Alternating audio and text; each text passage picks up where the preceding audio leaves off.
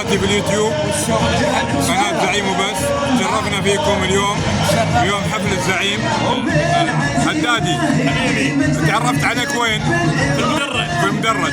هذا المكان الحقيقي لكل هلالي. المدرج هو اللي يجمع الهلاليين في الأساس. يعني صحيح ندخل مساحات وصحيح، لكن أنا دائما أقول إنه المشجع دوره وين؟ في المدرج. في المدرج. يلا حيوا، نورتونا. معروف، الله يحفظك. أنا سعيد فيكم كلكم والله. والحلو هذا حلو خلينا نقول هاشتاجات المدرج. هذا اللي يحرك كل المدرجات.